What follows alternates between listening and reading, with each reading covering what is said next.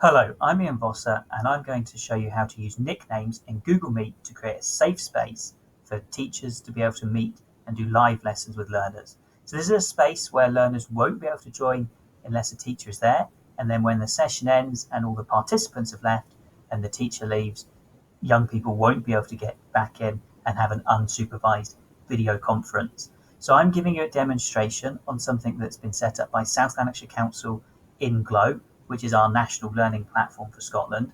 Now, if you're not from this area, then you'll need to make sure that your administrators and your local authority have got the system set up so learners can only join meets, they can't create meets. So check in with your administrators there.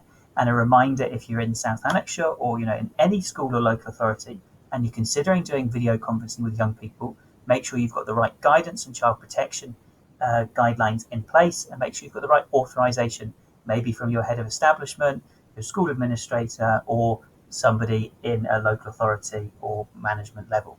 So once you've got all that sorted, I guess let's have a look at how it works.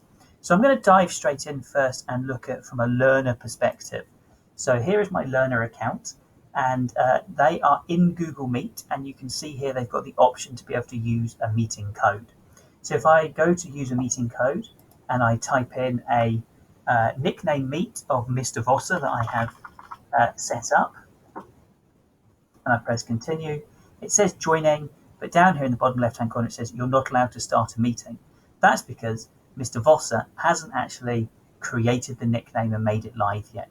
So I'm now going to dive into my teacher account, and you can see here it looks slightly different, and the option for me is to join or start a meeting.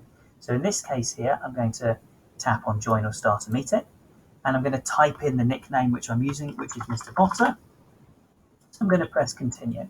So you'll now be able to see here that I'm live on camera. I'll mute the camera so you don't have to see that, and I'll mute my microphone as well. And then I have the ability to join now. Now, if I go to the test pupil account, so I haven't gone into the Meet yet. So if I go into it and I use the meeting code, Mr. Vosser, you can now see that I can't join the video call yet because the teacher hasn't gone in yet. So if I return back to the home screen, so then I go back to my teacher account and I press join now. So as the teacher, I'm now in. Now, when I'm a teacher and I get this option here to add people, I wouldn't use this facility here. I would just make the meeting nickname available via maybe email or post on Google Classroom or however you're communicating with your learners. So this is my teacher account and it's live in the Meet. So we should hopefully be able to now let children join us. So I'm back into my pupil account here, use a meeting code. The meeting code is Mr. Vosser, so I'm going to hit continue, and you'll see here that once again it starts to load. I'll mute my camera and I'll mute my microphone, and you can see Vosser, which is the teacher account, is already in. So now when I press join now, I can see I've got 2 people in this meeting. So then you can have as many learners up to the limit, which is 100 for standard G Suite accounts, and if you've got a paid edition, up to 250 participants. So the 100 limit will probably be fine for most users here. So we can have up to 100 people joining, and I can just give my lesson and kind of teach away. And if you want to look at some of the facilities and functionality that's available within Google Meet, there's another video that does that. So I won't talk about any of that. I'm going to go back to the teacher account. So this is the teacher account. You can see here I've just got a visible T. That's the test pupil that's in there. Now, with the test pupil, when I get to the end of the meeting, it's probably best if everybody leaves the space before the teacher does. Now, it's quite possible that maybe a child has got up and gone to the toilet or gone for lunch or just decided to turn their camera microphone off and go outside and play football. So we want to make sure that they've left the Meet. So the one piece of functionality I will show is if you go up to the people option up here, you can see everybody. And if I click on test pupil, because you're the teacher and you have created the Meet, you have the kind of administrative privileges. So I have the ability here to be able to remove from the meeting. So I'm going to remove the test pupil from the meeting. Do I want to remove them? Yes, I do. Let's just have a look and see what that looks like from the test pupil point of view.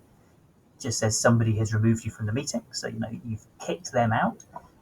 So they could return to the home screen and rejoin. But if I now see that it's just me as the teacher in the account, if I hang up, end this Meet session, I've now left the meeting and I go back to my home screen.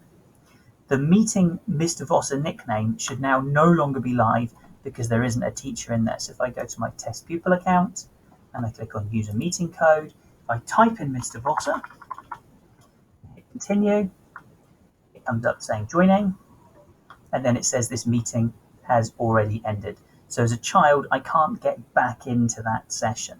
So that's really useful. So there's one other error message that you might see, and that the meeting code that you entered doesn't work. You can't create a meeting because your organization hasn't enabled Meet. So if there's some kind of error and your admin console hasn't been set up properly for admins, then that sometimes pops up. So contact your IT administrators or your IT support and talk to them about that, because they should be able to make changes to the settings to kind of help you there. So thank you very much for watching.